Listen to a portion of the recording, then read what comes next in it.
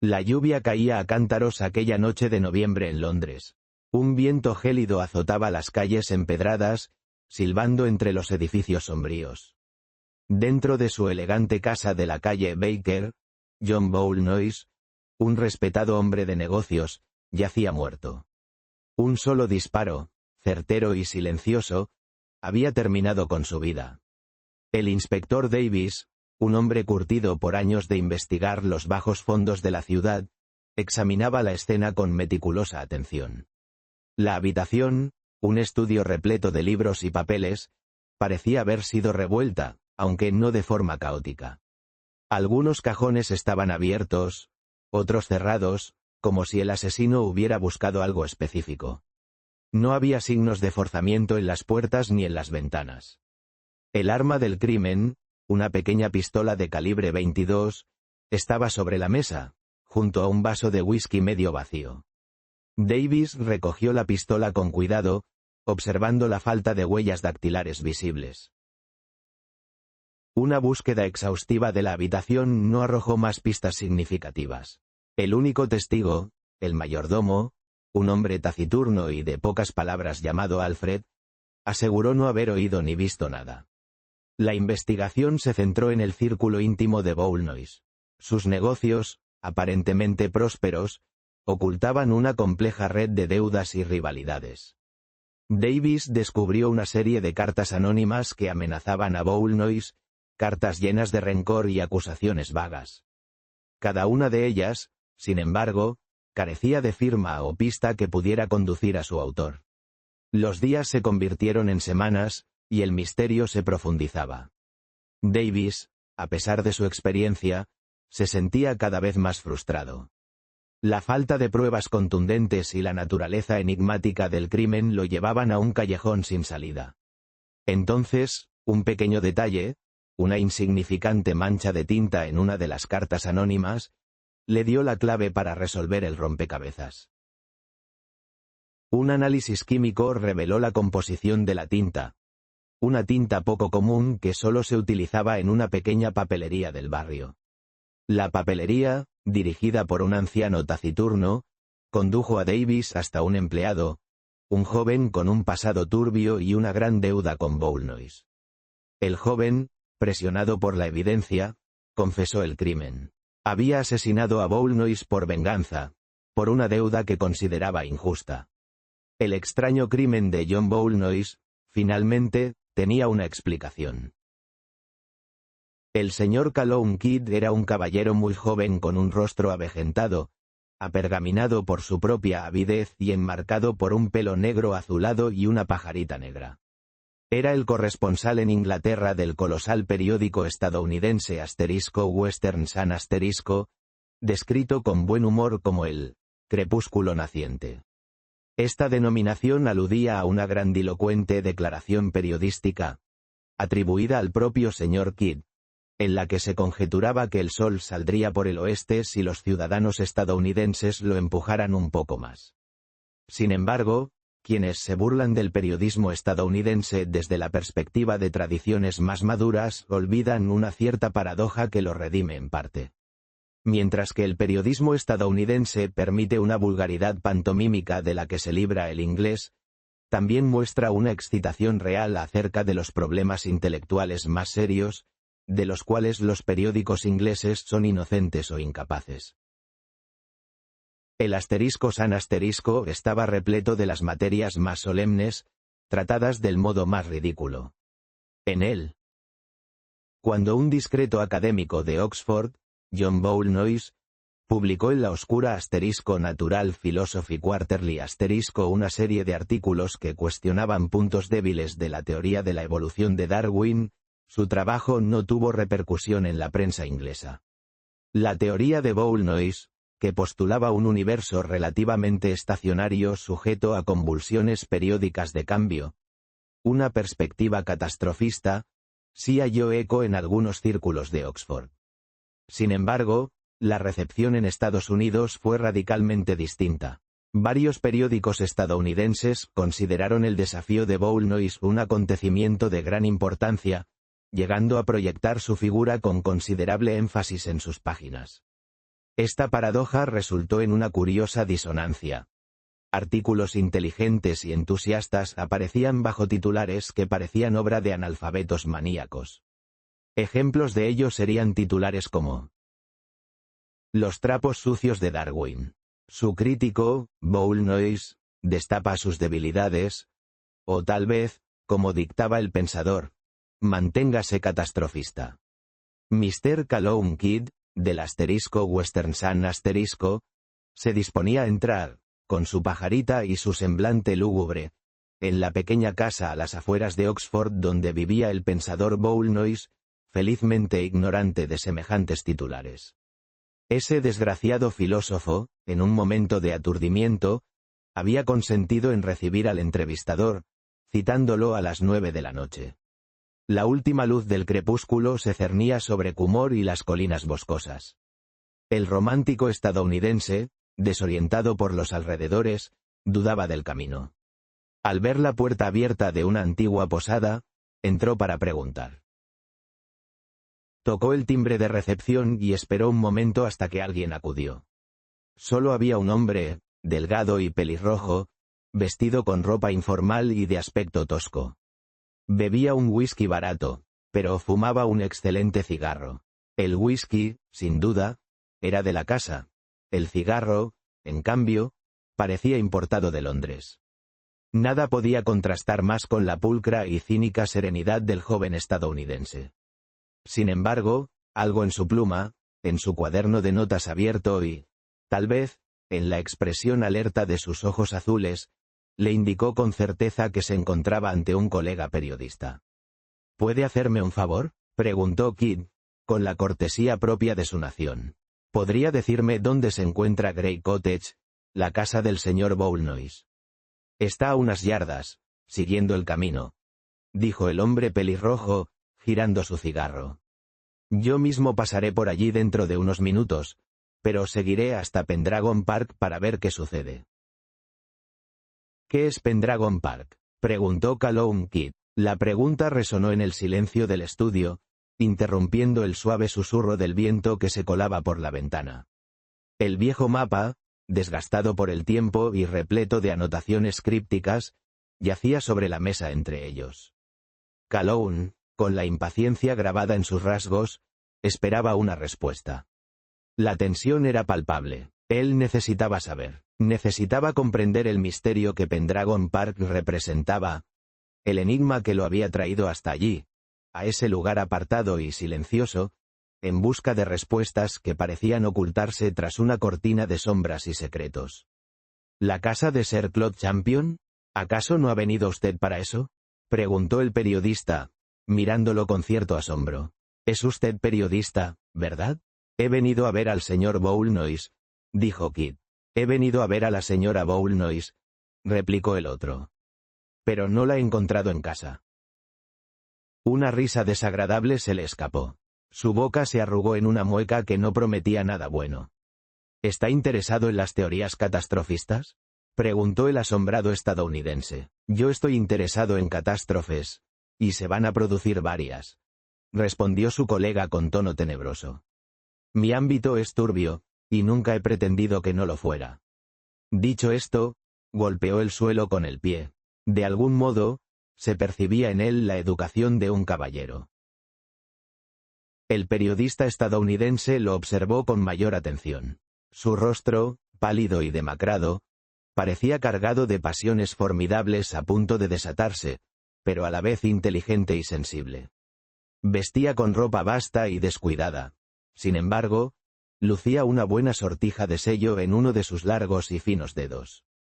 Su nombre, que surgió durante la conversación, era James Dalroy. Hijo de un terrateniente irlandés arruinado, trabajaba como reportero para una revista de sociedad, a la que despreciaba profundamente. En realidad, su función era aún más penosa. Actuaba como espía. Me atrevo a decir que la sociedad no mostraba gran interés en las opiniones de Boulnois sobre Darwin, tema que sí apasionaba al Western Sun. Dalroy, al parecer, había llegado para investigar un escándalo que bien podría terminar en los tribunales de divorcio, pero que, por el momento, se circunscribía a Grey Cottage y Pendragon Park. Sir Claude Champion era tan conocido por los lectores del *Western Sun* como el señor Bowlnoise. Ambos gozaban de la misma fama que el Papa o el ganador del Derby, aunque, para Kidd, la idea de una relación estrecha entre ellos habría resultado igual de incongruente. Había oído hablar de Sir Claude Champion como uno de los hombres más brillantes y ricos de Inglaterra, como un gran deportista que participaba en regatas alrededor del mundo, como un gran viajero que escribía libros sobre el Himalaya, como un político que obtenía la mayoría de los votos con asombrosa facilidad dentro del Partido Conservador, y como un gran aficionado al arte, la música, la literatura y, sobre todo, a la actuación. Sir Claude era realmente magnífico a los ojos de quienes no eran estadounidenses. Había algo de príncipe renacentista en su cultura omnívora y en su inquieta notoriedad. No solo era un gran. No era un aficionado, sino un fervoroso. No había en él nada de esa frivolidad anticuada que asociamos al término diletante. Su pasión era profunda, visceral, una fuerza que lo impulsaba con una intensidad que pocos comprendían. Se entregaba por completo a su arte, sin reservas ni contemplaciones. Cada pincelada, cada nota, cada palabra era un acto de fe, una declaración de su ser. Su dedicación era absoluta, un compromiso inquebrantable con la belleza y la expresión. Era un artista en el sentido más pleno de la palabra, un creador entregado a su vocación con una entrega total y desinteresada. Ese perfil intachable, de halcón con ojos italianos de un azul oscuro, fotografiado tantas veces, daba a todos la sensación de un hombre devorado por la ambición, como si ésta fuera un fuego, una enfermedad. Pero aunque Kidd sabía mucho de Sir Claude, mucho más de lo que se podía imaginar, jamás, ni en sus sueños más confusos, habría conectado a un aristócrata tan ostentoso con el revitalizador del catastrofismo, ni siquiera habría supuesto que Sir Claude Champion y John Bowlnoise pudieran ser íntimos amigos. Sin embargo, así era, según Dalroy. Ambos habían estudiado juntos en el colegio y la universidad, aunque sus destinos sociales habían sido muy diferentes. Champion era un gran terrateniente y millonario, mientras que Bowlnoise era un profesor pobre y, hasta muy recientemente, Aunque se conocieron de una forma completamente inesperada, mantuvieron un estrecho contacto. La casa de campo de Bowlnoise, por cierto, estaba situada justo a la entrada de Pendragon Park. La continuidad de su amistad, sin embargo, era una cuestión turbia y desagradable. 2 años atrás, Bowlnoise había contraído matrimonio con una actriz de gran belleza y no poco éxito, a la que profesaba un afecto tímido y monótono. Pero la cercanía de la residencia de los Champion había brindado a aquella frívola celebridad la oportunidad de comportarse de un modo que solo podía causar desagrado e irritación. Sir Claude había llevado a la perfección el arte de la ostentación, y parecía encontrar un placer enfermizo en exhibir su desparpajo en intrigas carentes de honor. Mensajeros llegaban constantemente a casa de la señora Bowlnoise con flores, carruajes y automóviles se alineaban incesantemente ante su puerta para recogerla, se celebraban bailes y mascaradas donde los varones desfilaban ante ella como si fuera la reina de un torneo amoroso. Precisamente esa noche, reservada por Kidd para. «No creo que esto pueda seguir así sin que haya una ruptura», dijo el hombre pelirrojo, levantándose y estirándose. «El viejo Bowlnoise debe de ser un hombre chapado a la antigua, pero también es capaz de enfurecerse, aunque lo dudo. Es un hombre de gran capacidad intelectual», dijo Calhoun Kidd con voz grave. «Sí», respondió Dalroy, «pero ni siquiera un hombre de gran capacidad intelectual puede ser semejante necio frustrado. ¿Va a ir? Yo saldré en 1 o 2 minutos». Calhoun Kidd, tras terminar su ponche de leche, se dirigió a Grey Cottage, dejando a su cínico informante con su whisky y su tabaco. La noche había caído. El cielo, de un color verde grisáceo, como una pizarra, se mostraba apenas salpicado de estrellas. Sin embargo, hacia el oeste prometía una luna creciente, más luminosa. Grey Cottage, atrincherada entre un seto cuadrado y rígido, se hallaba tan próxima a los pinos y a la palizada del parque que Kidd, inicialmente, la confundió con la residencia del jardinero. Sin embargo, al encontrar el nombre en la estrecha puerta de madera y comprobar en su reloj que ya era la hora convenida, entró y llamó. Desde el interior del seto, pudo apreciar que la casa, aunque modesta en apariencia, era espaciosa y más lujosa de lo que sugería su fachada, un lugar muy diferente a la vivienda de un jardinero. En el jardín, una caseta para perros y una colmena evocaban la tradicional vida campestre inglesa. La luna ascendía tras los perales, el perro que emergió de la caseta mostraba un aire reverente, reticente a ladrar, y el viejo y sencillo mayordomo que abrió la puerta, aunque lacónico, irradiaba una dignidad serena. El señor Bowlnoise me ha pedido que le presente sus disculpas, señor, dijo, pero ha tenido que ausentarse con urgencia. Pero si tengo una cita con él, dijo el entrevistador, elevando la voz. ¿Sabe usted a dónde ha ido? A Pendragon Park, señor, dijo el criado con tono sombrío, comenzando a cerrar la puerta. Kidd lo observó fijamente. ¿Fue con su esposa a la fiesta? Preguntó con aire distraído. No, señor, respondió el otro con brevedad. Se quedó aquí y luego se fue solo. La puerta se cerró con un golpe seco, pero su gesto no reflejaba la satisfacción del deber cumplido. Más bien, un dejo de incertidumbre. El americano, una extraña mezcla de impudicia y sensibilidad, estaba furioso. Un fuerte deseo de sacudirlos a todos y enseñarles modales lo embargaba. El viejo perro canoso, la vieja cara grisácea del mayordomo con su prehistórica pechera, irritaban su paciencia. Pero, sobre todo, lo enfurecía el viejo filósofo, de cerebro desquiciado, que no había acudido a la cita. Si ese es su modo de actuar, merece perder la más pura devoción de su esposa, dijo el señor Calhoun Kidd. Pero quizá ha ido a armar una trifulca. En ese caso, creo que un hombre del asterisco Western Sun asterisco debería estar presente.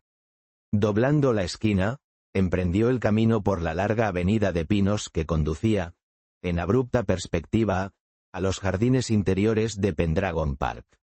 Los árboles, negros y perfectamente alineados, se asemejaban a los penachos de un coche fúnebre. Las estrellas aún eran escasas. Era un hombre con más asociaciones literarias que con la naturaleza, la expresión. Bosque de cuervos, le venía repetidamente a la mente. El color negro de los pinos contribuía, sin duda, a esa impresión. Pero también la acrecentaba la atmósfera indescriptible, evocadora de la gran tragedia de Scott. El olor a algo muerto en el siglo XVIII. El olor a jardines húmedos y urnas rotas, a maldades irreparables, a una tristeza incurable por ser extrañamente irreal. Más de una vez, mientras avanzaba por el oscuro y cuidado camino, de una trágica artificialidad, se detuvo sobresaltado al creer oír pasos delante de él. No podía ver nada, excepto los sombríos pinos y el débil resplandor de la luz estelar. Al principio pensó que era solo su imaginación, o que el eco de sus propios pasos se burlaba de su temor. Pero al continuar, se sintió cada vez más inclinado a creer, con los restos de su razón, que realmente se oían otros pasos en el camino. Pensó confusamente en fantasmas, y se sorprendió de la rapidez con que se le presentó la imagen de un fantasma local. Uno con el rostro de Pierrot, parcheado de negro. El ápice del triángulo de cielo azul oscuro se hacía más brillante, aunque hasta ese momento no había reparado en que se acercaba a las luces de la gran casa y del jardín. Solo sentía que la atmósfera se intensificaba, que en aquella tristeza había más violencia y secreto, más. Dudó en encontrar la palabra, y pasó entre altos pinos, siguiendo el sinuoso camino, hasta detenerse, paralizado como por arte de magia. No merece la pena decir que sintió como si estuviera soñando, pero esta vez experimentó, con certeza, que había entrado en un libro. Porque nosotros, los seres humanos, estamos acostumbrados a lo inapropiado, a la confusión de lo incongruente. Esa es la música con la que nos dormimos. Si ocurre algo apropiado, nos despierta como el sonido de un acorde perfecto. Algo ha sucedido como en un cuento olvidado. Sobre el negro pinar, relampagueando a la luz de la luna, surgió una espada desnuda. Parecía un ligero y centelleante estoque, apropiado para un duelo injusto en aquel antiguo parque. Cayó en el camino, frente a él, brillando en el suelo como una larga aguja. Corrió hasta donde había caído y se inclinó para examinarla. De cerca, su aspecto era llamativo. Las piedras rojas de la empuñadura parecían dudosas, pero las incrustaciones rojas de la hoja, que parecían perlas, eran indudablemente auténticas. Miró con confusión hacia el lugar de donde había provenido el deslumbrante misil y vio que la hilera de pinos se interrumpía en ese punto por un sendero estrecho que se adentraba en ángulo recto. Al internarse en él, pudo ver la casa completamente iluminada, con un lago y fuentes en la parte frontal. Sin embargo, no se detuvo a contemplarla, pues descubrió. El silencio de la tarde se cernía sobre el pueblo, pesado como una manta de lana húmeda. El sol, ya poniente, pintaba el cielo con pinceladas de fuego y sangre, un espectáculo grandioso que nadie parecía apreciar. Solo el chirrido de las cigarras rompía la quietud, un sonido monótono que se extendía como una telaraña invisible. Me senté en el banco de piedra, frente a la plaza desierta, y observé cómo la sombra de la iglesia se alargaba, engullendo poco a poco las casas blancas. Un gato flaco y raquítico cruzó la plaza con un andar sigiloso y elegante. Sus ojos, dos luceros amarillentos, me observaron un instante antes de desaparecer entre las sombras de un callejón. Me pregunté si él, al menos, encontraba algo de interés en este pueblo dormido, en esta quietud opresiva que me envolvía. Recordé entonces la historia de la vieja Emilia, la que decía comunicarse con los espíritus. Decían que su casa, aquella construcción ruinosa al final de la calle empedrada, estaba llena de susurros y presencias invisibles. La curiosidad, como un gusano insidioso, empezó a roer mi mente. Quizás, en esa casa, en medio de la penumbra y el misterio, encontraría algo más interesante. Algo que rompiera esta monotonía sofocante.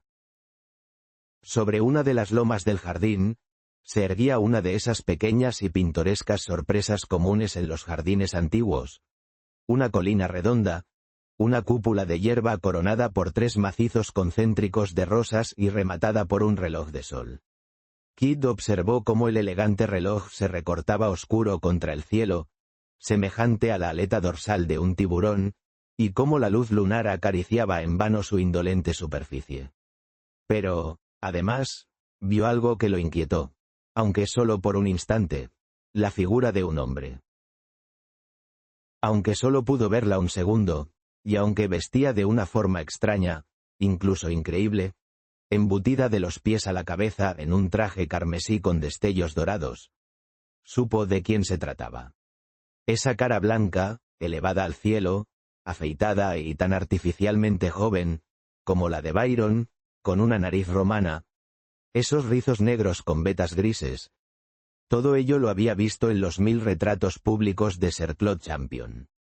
La confusa figura roja dio algunas vueltas frente al reloj de sol, luego rodó por la loma verde y cayó a los pies del americano, moviendo ligeramente un brazo. Un ornamento dorado, chillón y artificial en ese mismo brazo, le recordó a Kidd la obra asterisco Romeo y Julieta asterisco. Era evidente que el traje carmesí formaba parte de la puesta en escena. Pero había un hilo rojo que llegaba hasta el lugar donde había caído, y que no formaba parte de la representación, había manado de su cuerpo. El señor Calhoun Kidd gritó una y otra vez. De nuevo, creyó oír pisadas fantasmales y comenzó a percibir una figura que se acercaba. La reconoció, y el terror lo invadió. El joven disipado, que se había identificado como Dalroy, se aproximó en silencio. Si Boulnois no cumplía sus citas, Dalroy tenía una forma siniestra de asegurarse de que lo hiciera. La luz de la luna lo bañaba todo, reflejándose en el cabello rojo de Dalroy y tiñendo su rostro de un pálido verdoso. Todas esas impresiones mórbidas debieron de ser la excusa. La excusa para que Kid gritara brutalmente, más allá de toda razón. ¿Ha hecho usted esto, maníaco? La pregunta resonó en la estancia, cortando la opresiva quietud. El aire, denso y cargado de un olor metálico que le arañaba las fosas nasales, parecía contener la respiración junto a él. Sus ojos, fijos en la escena dantesca que tenía ante sí, apenas podían procesar la magnitud del horror. Un silencio sepulcral respondió a la acusación, roto solo por el leve susurro del viento que se colaba a través de una ventana rota. La respuesta, intuía, se encontraba grabada en la sangre que salpicaba las paredes, en la mutilación grotesca que yacía en el suelo. Un escalofrío, gélido y profundo, le recorrió la espina dorsal. No había duda, la locura se había desatado. James Delroy le mostró su desagradable sonrisa. Pero antes de que pudiera hablar, la figura tendida en el suelo volvió a mover el brazo, como intentando alcanzar la espada caída. Luego, emitió un gemido y comenzó a hablar. Boulnois lo hizo. Celos de mí. Estaba celoso. Kid inclinó la cabeza para escuchar mejor. Entendió algunas palabras más. Boulnois, murmuró, con la voz apenas audible. Con mi propia espada. La arrojó al suelo, donde yacía inútil, como una promesa rota. La espada, símbolo de su honor, de su fuerza, ahora solo era un frío metal manchado de sangre. No lo recordaba con certeza. La imagen se desvanecía, como un sueño al despertar. Solo quedaba el eco de la caída, el metálico golpe contra la piedra fría, y el vacío que se abría en su pecho. Un vacío más profundo que la herida, más oscuro que la noche que se cernía sobre él. Una vez más, la mano intentó asir la espada, pero cayó rígida, golpeando el suelo. En Kid surgió, desde lo más profundo de su ser, ese humor corrosivo, extraña sal de la seriedad de su raza. Mire, dijo abruptamente, como si impartiera una orden. Tiene que traer a un médico. Este hombre está muerto. Y un sacerdote, supongo, dijo Dalroy con una expresión indescifrable. Todos estos champions son papistas. El americano se arrodilló junto al cuerpo. Sintió el débil latido de su corazón e intentó levantarle la cabeza, haciendo esfuerzos por reanimarlo. Pero antes de que aparecieran el otro periodista, el médico y el sacerdote, pudo constatar que ya era demasiado tarde. ¿Demasiado tarde?, preguntó el médico, un hombre de aspecto sólido y próspero, con una mirada que parecía pesar el alma misma del paciente. El silencio que siguió fue denso, cargado con la gravedad del momento. Solo el tic-tac del reloj de pared rompía la tensión, marcando el inexorable paso del tiempo. El hombre en la cama, pálido y demacrado, apenas podía articular una respuesta. Su respiración, entrecortada y superficial, era un reflejo de su estado. El médico se acercó, con expresión seria, y le tomó el pulso con mano experta. Un suspiro escapó de sus labios, apenas perceptible. La verdad, cruel e ineludible, se cernía sobre ellos. La espera había sido larga, demasiado larga. El daño, irreversible. Llevaba un bigote convencional y largas patillas, pero sus ojos, penetrantes y atentos, se fijaron en Kid. En cierto sentido, arrastró las palabras el corresponsal. Llegué tarde para salvar al hombre, pero a tiempo, supongo, para oír algo importante. Oí cómo la víctima denunciaba a su asesino. El médico alzó las cejas, intrigado. ¿Y quién es el asesino? Boulnois, susurró Calhoun Kid. La voz apenas rozó el aire, un hilo de seda en la opresiva quietud de la noche. La luna, un disco pálido y ausente, apenas iluminaba el sendero que serpenteaba entre los cipreses. Kid se aferró al pomo de su bastón, los nudillos blanquecinos bajo la tenue luz. La espera había sido larga, demasiado larga. Cada susurro del viento entre las ramas le helaba la sangre. El nombre, pronunciado con un dejo de temor reverencial, resonaba en la oscuridad como una maldición. Boulnois. El nombre era sinónimo de misterio, de sombras alargadas y secretos inconfesables. Kit sabía que esa noche se enfrentaría a algo que lo cambiaría para siempre. Algo que acechaba en las profundidades de la oscuridad, esperando ser desenterrado.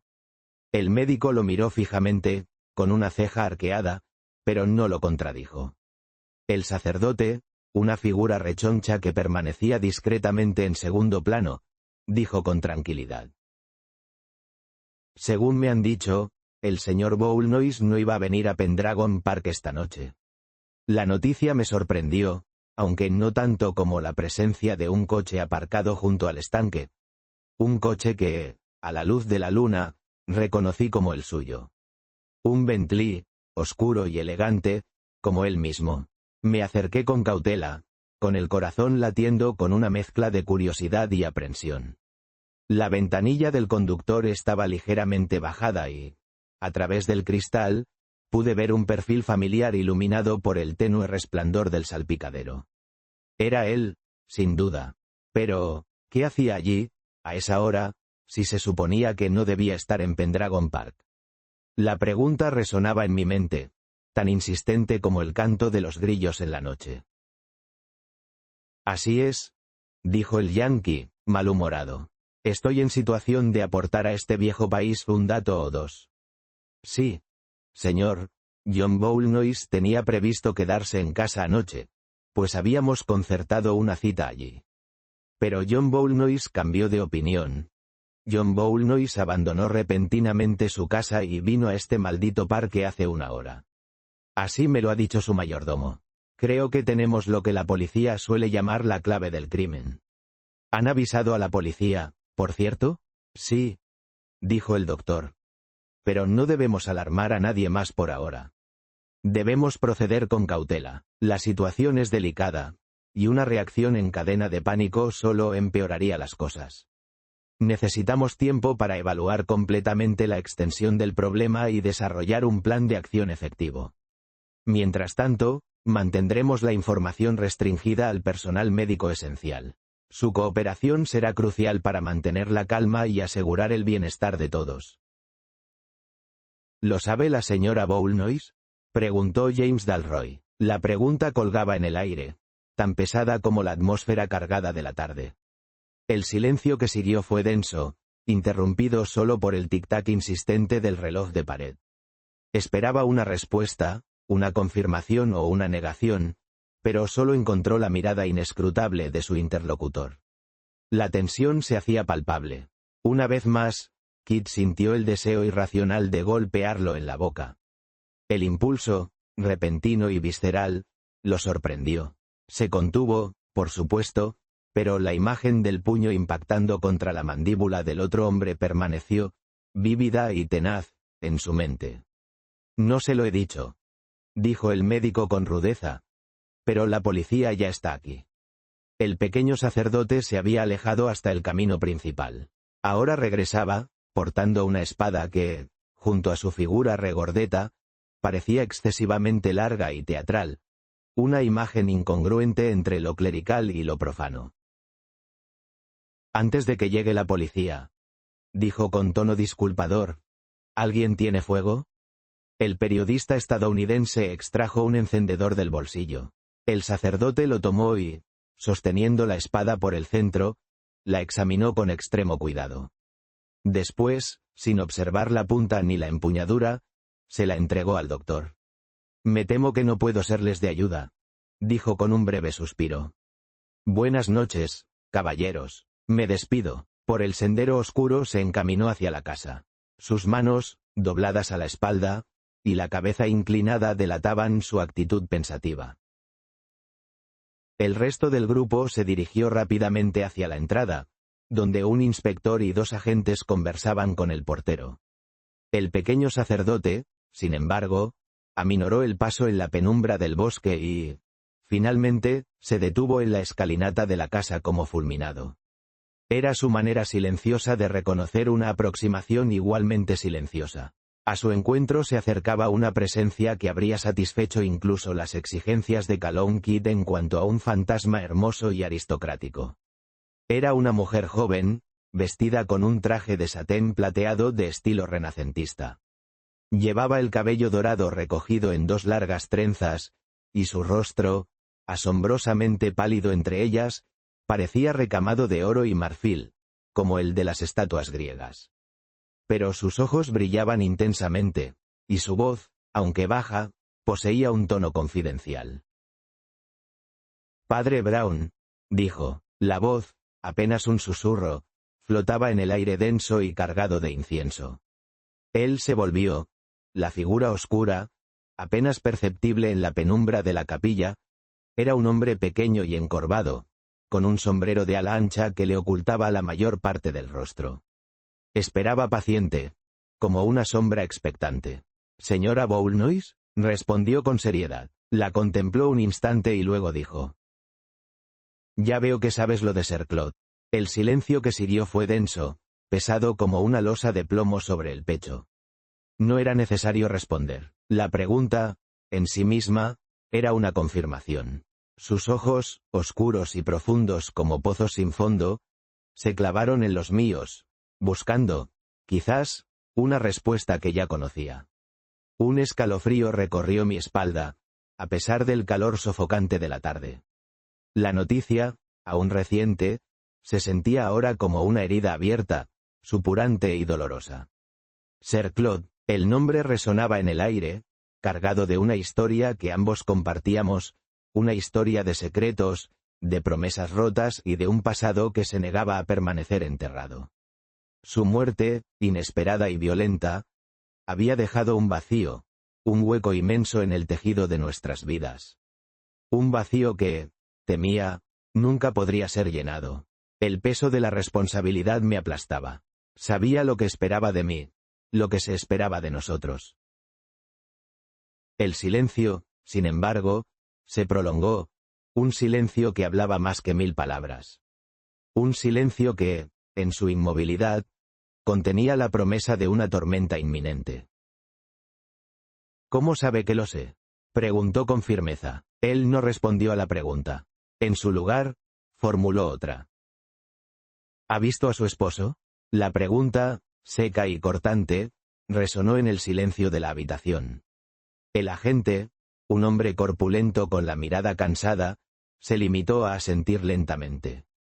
Sabía que la respuesta no la complacería.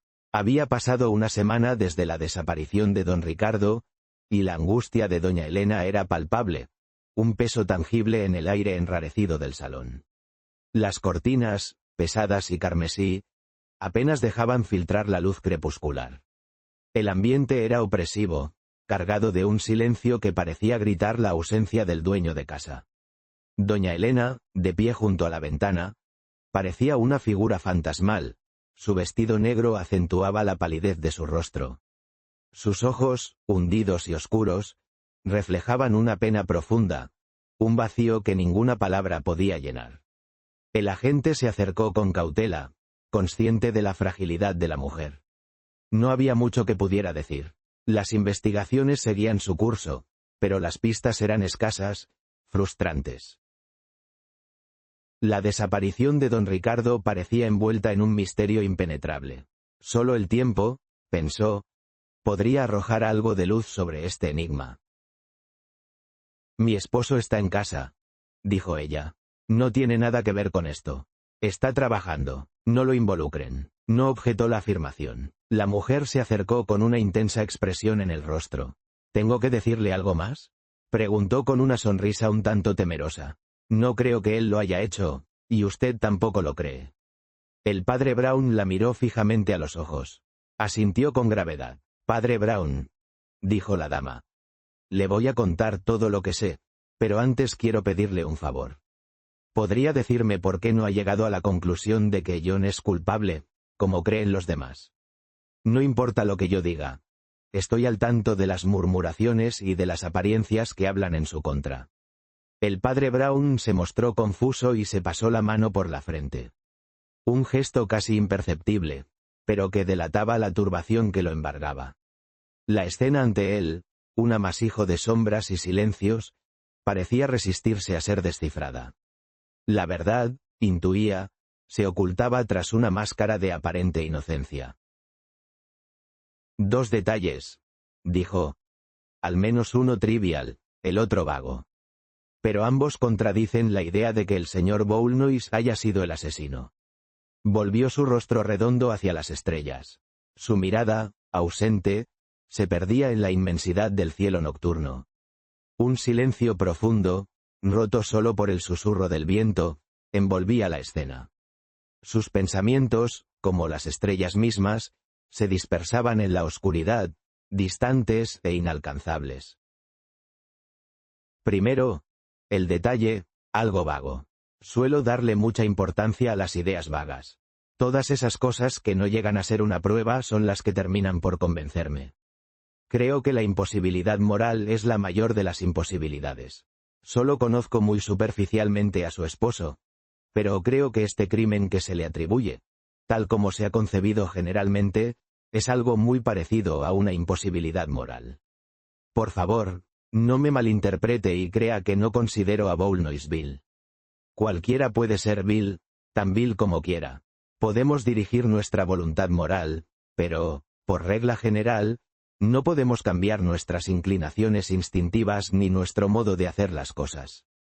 Boulnois podría haber cometido un crimen, pero no este crimen.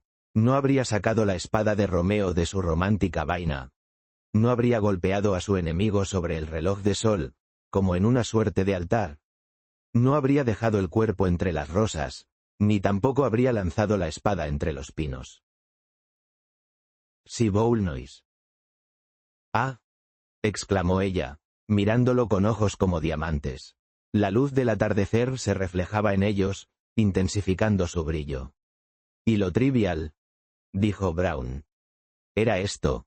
Había huellas dactilares en la espada. Estas huellas pueden detectarse bastante tiempo después de dejarlas, si están en una superficie pulida como el cristal o el acero. Se encontraban en una superficie pulida y, además, en el centro de la hoja. No tengo ni idea de a quién pertenecen, pero ¿por qué alguien sujetaría una espada por la hoja? Era una espada larga, la longitud es una ventaja en el combate, al menos contra la mayoría de los enemigos, en realidad, contra todos excepto uno. Excepto uno, exclamó ella, la voz apenas un susurro entrecortado por la emoción. Un solo ejemplar, intacto, se mantenía oculto entre las ruinas de su pasado. El resto, devorado por el tiempo y la indiferencia, yacía disperso como polvo de estrellas apagadas. Ese único libro, sin embargo, conservaba el aroma inconfundible de la tinta fresca, un recuerdo tangible de un sueño que, a pesar de todo, aún palpitaba en su interior. Solo hay un enemigo, dijo el padre Brown, al que es más fácil matar con una daga que con una espada. La verdad, pensó, es un arma de filo mucho más sutil que cualquier sable. Se necesita precisión, un golpe certero en el punto exacto, para que sea eficaz.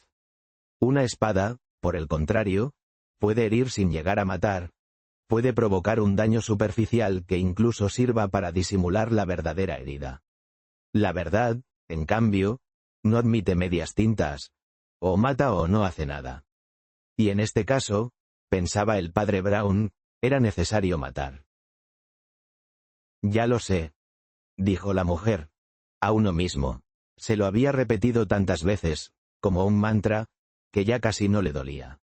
Casi, el eco de esas palabras, sin embargo, resonaba aún en el silencio de la habitación, un eco áspero, como el roce de las piedras. Se levantó de la silla, la madera fría contra sus muslos desnudos. La noche se había instalado, densa y opaca, tras los cristales de la ventana. Observó su reflejo en el vidrio, una silueta borrosa, apenas perceptible en la oscuridad. Apenas se reconocía en la imagen. ¿Cuánto tiempo hacía que no se miraba realmente?, se preguntó, dejando la pregunta suspendida en el aire, sin respuesta. La única compañía era el silencio, profundo y absorbente, que la envolvía como una mortaja. Un largo silencio se extendió en la habitación. Luego, el sacerdote, con una tranquilidad que contrastaba con la brusquedad de sus palabras, dijo: «Entonces, ¿estoy en lo cierto? ¿Se suicidó Sir Claude?» La pregunta resonó en la silenciosa biblioteca, apenas interrumpida por el tic-tac del reloj de péndulo. Esperé, observando el rostro de mi interlocutor, esperando una respuesta que, intuía, sería dolorosa. El silencio se prolongó, pesado como una losa de mármol. Finalmente, asintió con una lentitud que me geló la sangre. Sí. Susurró, con una voz apenas audible. Se quitó la vida. Una pistola, dicen, en su estudio, solo. Un escalofrío recorrió mi espalda. Sir Claude, el hombre jovial, el anfitrión generoso, el alma de las fiestas. Reducido a un cadáver en su propio estudio. La imagen me resultaba grotesca, irreal. Había compartido risas y conversaciones con él hacía apenas unos días. Ahora, solo quedaba el eco de su ausencia, un vacío que resonaba con la misma intensidad que la pregunta que había formulado. Sí, dijo ella, con un semblante de mármol. Yo lo vi. Lo vi hacerlo. ¿Murió?, preguntó el padre Brown. ¿Por amor a usted? La pregunta, lanzada con la suavidad de una pluma, resonó en el silencio de la biblioteca. El aire, denso con el aroma a cuero viejo y papel amarillento, parecía contener la respiración. Lord Ashworth, sentado en un sillón de cuero gastado, se llevó una mano temblorosa a la barbilla. El silencio se prolongó, un vacío que el tic-tac del reloj de péndulo parecía empequeñecer. Finalmente, Lord Ashworth suspiró, un sonido que parecía escapar de lo más profundo de su ser. La respuesta, cuando llegó, fue un susurro apenas audible. Una extraordinaria expresión le iluminó el rostro, muy diferente de la piedad, de la modestia, del remordimiento o de cualquier otra emoción que su compañero esperara. Su voz, repentinamente fuerte y plena, resonó en el silencio.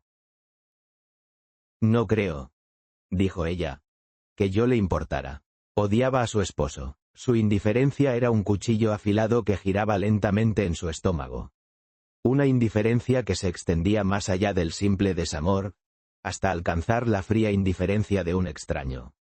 Había construido su vida a su alrededor, sacrificando sus propios sueños, sus propias ambiciones, y solo recibía a cambio un vacío desolador. El odio, pensó, era al menos una emoción, una reacción.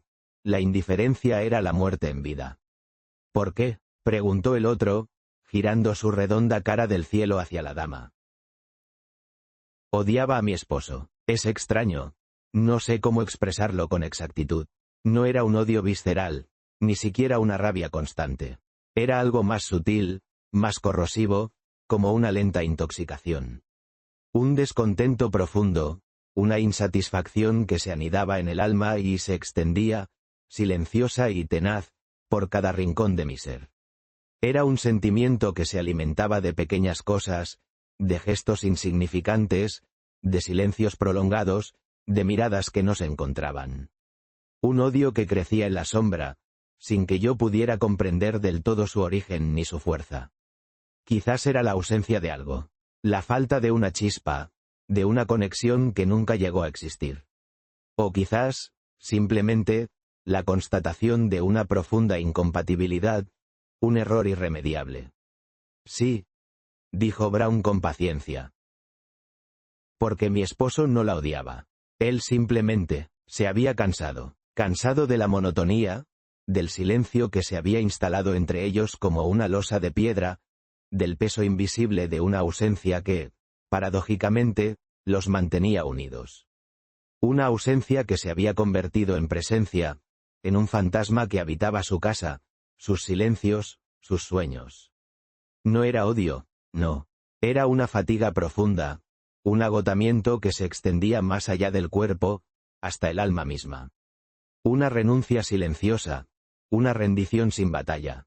Él se había rendido, no a ella, sino a la inercia de una vida que se había vuelto insoportablemente gris.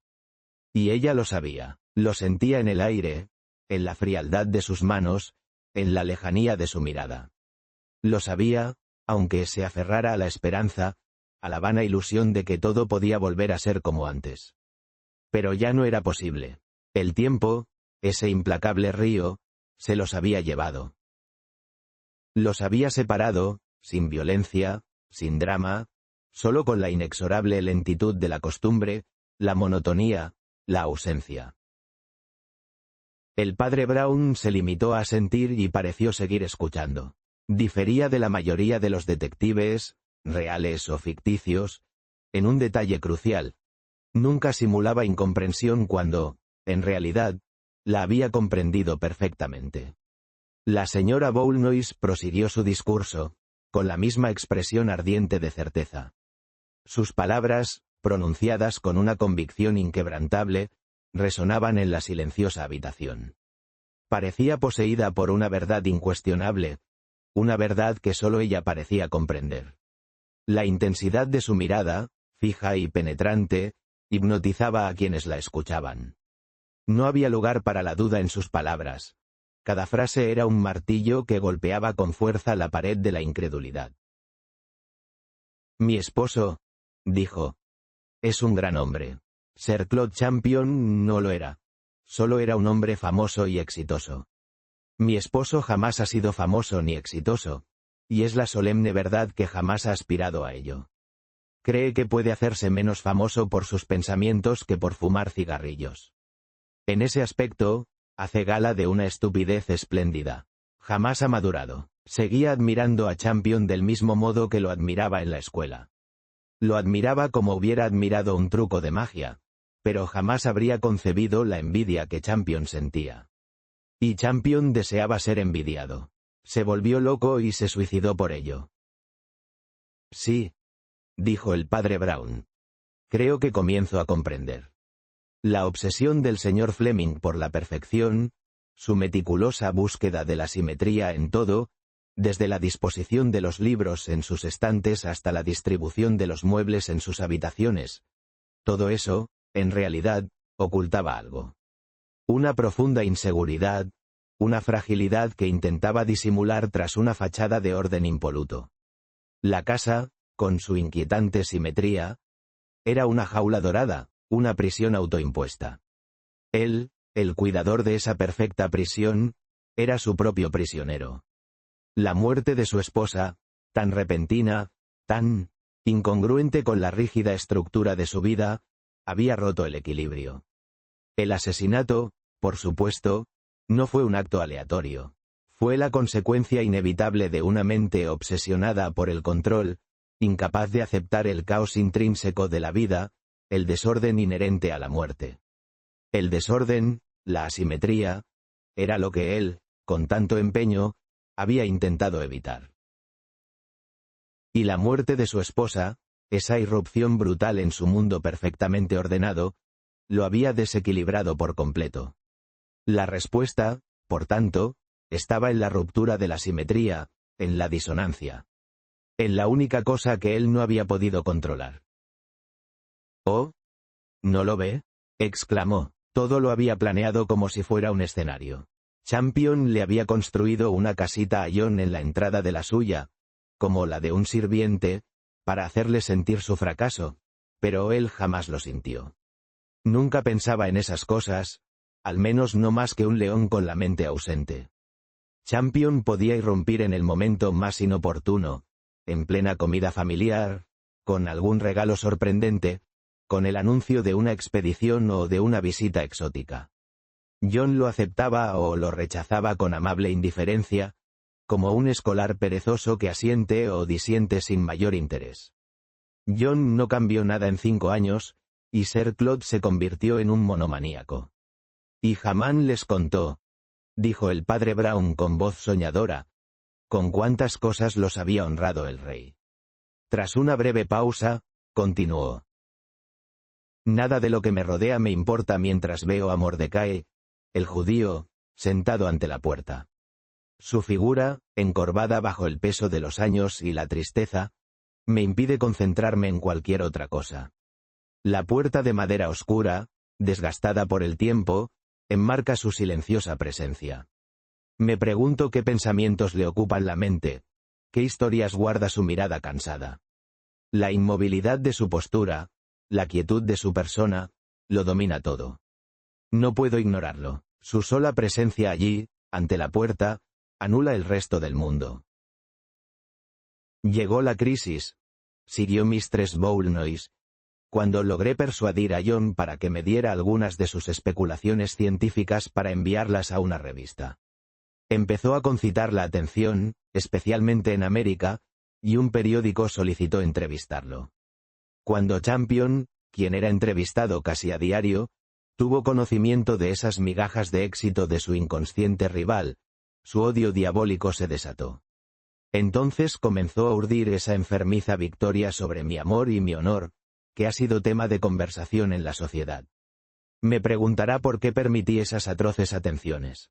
Le respondo que no, pude rechazarlas solo explicándole sus motivos a mi esposo, y hay algunas cosas que el alma no puede hacer cuando el cuerpo no puede volar. Nadie se lo habría podido explicar a mi esposo, y nadie puede explicárselo ahora. Si usted se lo dice, con todas las palabras. Champion le está robando a su esposa. La idea parecía una broma vulgar, una simple broma. Ninguna otra noción podía penetrar en su cerebro. John iba a venir esa noche a ver nuestra actuación, pero al momento de salir, me dijo que no podía. Tenía un libro interesante y un buen cigarro. Se lo conté a Sir Claude, y esto le provocó una ansiedad mortal. El monomaníaco se desesperó, hiriéndose a sí mismo y gritando como un demonio que Bowlne lo estaba asesinando. Quedó muerto en el jardín, víctima de sus celos, mientras John estaba sentado en el salón leyendo un libro. Siguió un silencio, y luego el sacerdote dijo: «Solo hay un punto débil, Mistress Bowlnoise», en su animado relato. Su esposo no está en el salón leyendo un libro. Un periodista me acaba de informar que estuvo en su casa y su mayordomo le confirmó que, después de todo, su esposo había llegado a Pendragon Park. Sus brillantes ojos se abrieron. Refulgieron con una intensidad eléctrica, pero ahora reflejaban perplejidad en lugar del miedo o la inseguridad anteriores. «¿Qué quiere decir?», exclamó. Todos los criados estaban fuera de casa, viendo la obra de teatro. No teníamos mayordomo, gracias a Dios. El padre Brown la miró fijamente. Giró entonces, como una absurda peonza. ¿Qué? Gritó, galvanizado. «Mire, ¿podría encontrar a su esposo si voy a su casa?» «Oh, los sirvientes estarán regresando ahora», dijo sorprendida. Cierto, repitió el clérigo con energía, y salió disparado por el sendero rumbo a la puerta del parque. Cuando hubo avanzado una corta distancia, se volvió y dijo: «Será mejor que tenga cuidado con ese yankee, o el titular, Crimen de John Bowlnoise, aparecerá en todos los periódicos». La amenaza resonó en el silencio de la noche, apenas un susurro, pero cargada de una gravedad palpable. El aire, denso y húmedo, parecía contener la respiración junto con ellos. Ambos sabían que no era una simple advertencia. Era una promesa, oscura y ominosa, que pendía sobre ellos como una espada de Damocles. El peligro, tangible e inminente, se respiraba en cada rincón de la habitación. «No lo entiende», dijo Mistress Bowlnoise. «No le importaría. No creo que se imagine que América es un lugar real». Cuando el padre Brown llegó a la casa, con el panal de abejas y la caseta del perro a la vista, una pequeña y pulcra criada le indicó el salón. Allí, efectivamente, Bowlnoise estaba sentado leyendo junto a una lámpara, tal como lo había descrito su esposa. Una botella de oporto y una copa reposaban a su alcance. En el instante en que el sacerdote entró, observó la larga ceniza que aún permanecía en el cigarro. «Ha estado aquí al menos 30 minutos», pensó el padre Brown. Tenía, de hecho, el aspecto de quien lleva sentado allí desde la cena. «No se levante, señor Bowlnoise», dijo el sacerdote con su habitual tono amable y prosaico. «Solo lo interrumpiré un momento. Me temo que lo importuno en medio de sus estudios científicos». «No», dijo Bowlnoise. Estaba leyendo el dedo sangriento asterisco. Lo dijo sin sonreír, sin fruncir el ceño. Su visitante percibió una profunda e impasible indiferencia, cualidad que su esposa calificaba de grandeza. Dejó a un lado el cuento de terror sin siquiera reparar en su incongruencia, sin la menor intención de comentarla con humor. John Boulnois era un hombre corpulento, de movimientos lentos y cabeza maciza, a medio camino entre la canicie y la calvicie. Vestía un traje de etiqueta desgastado y anticuado, con una abertura triangular en la pechera de la camisa estaba impecable. Se la había puesto con la intención de ver a su esposa actuar como Julieta. El teatro, aún vacío, olía a madera vieja y polvo. Esperaba, impaciente, el comienzo de la función. La imagen de su mujer, radiante sobre el escenario, le producía una emoción extraña, una mezcla de orgullo y nostalgia. Recordaba los ensayos, las largas horas dedicadas a la memorización de los diálogos, el esfuerzo y la dedicación que ella había puesto en su papel. Ahora, con la camisa recién planchada, se sentía preparado para presenciar su triunfo. No le voy a apartar mucho tiempo de asterisco el dedo sangriento asterisco ni de sus asuntos catastróficos. Dijo sonriendo el padre Brown. La verdad es que nunca me había fijado en esos detalles, pero ahora que lo mencionas. Sí, es cierto, hay algo inquietante en la forma en que se disponen las piedras, una especie de desorden calculado. Como si alguien hubiera intentado ocultar algo, pero sin mucho éxito. Quizás sea solo una impresión mía, claro está, pero esa sensación de que falta algo, de que hay una pieza que no encaja. Me persigue, y la forma en que la luz del atardecer incide sobre ellas. Resalta aún más esa sensación de vacío, un vacío que me resulta profundamente perturbador. ¿No te parece, amigo mío? He venido solo para preguntarle sobre el crimen cometido esta noche. Boulnois lo miró fijamente. Una mancha roja comenzó a dibujarse en su amplia frente. Por primera vez, pareció confundido. Sé que ha sido un crimen extraño, asintió en voz baja el padre Brown. Para usted, quizá, aún más extraño. Los pequeños pecados son a veces más difíciles de confesar que los grandes, pero por eso resulta tan importante confesarlos. Su crimen lo comete toda anfitriona de moda 6 veces por semana, y ahora usted lo considera una atrocidad sin nombre. A uno lo hace parecer, dijo lentamente el filósofo, un completo idiota. La afirmación colgaba en el aire, pesada como una losa de granito. Un silencio incómodo se instaló en la habitación, interrumpido solo por el tic-tac imperturbable del reloj de pared. La gravedad de sus palabras resonaba, más allá de la simple ofensa, insinuando una verdad profunda y desagradable. Lo sé, asintió el otro, pero a veces hay que elegir entre parecer un completo idiota o serlo. La verdad es que preferiría parecerlo, aunque solo sea por un rato. Al menos así podría conservar un poco de dignidad. La dignidad, claro está, es un lujo que pocos pueden permitirse en estas circunstancias. No puedo analizarme bien a mí mismo, siguió Boulnois. Pero sentado en este sillón, con esa historia, era tan feliz como un escolar en día de vacaciones. Era seguridad, eternidad, no lo puedo expresar bien. Los cigarrillos estaban al alcance de la mano, al igual que las cerillas. También tenía el libro, no solo era paz, sino plenitud. Entonces sonó el timbre durante un minuto largo y mortal, y no pude levantarme del sillón, literal, física y muscularmente, no pude. Luego lo hice como un hombre que levanta en vilo el mundo, pues sabía que no quedaba ningún criado. Abrí la puerta y allí había un hombre pequeño, con la boca abierta, dispuesto a hablar, y su libreta abierta para escribir. Recordé al entrevistador, al que había olvidado por completo. Su pelo llevaba una raya en medio y le dije que ese asesinato.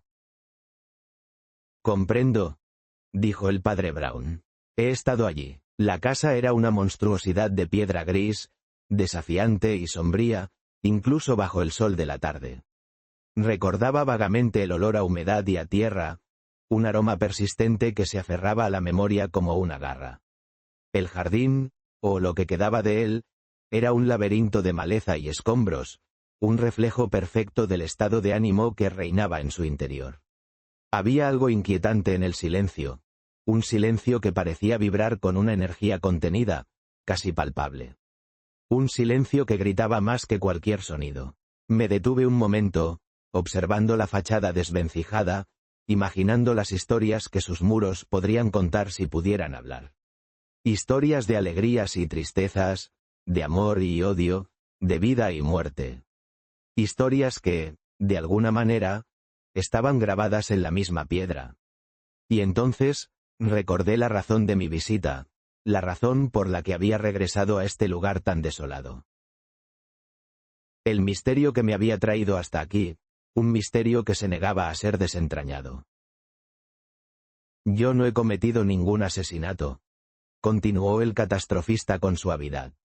Solo perjurio. Dije que me había ido a Pendragon Park y le cerré la puerta.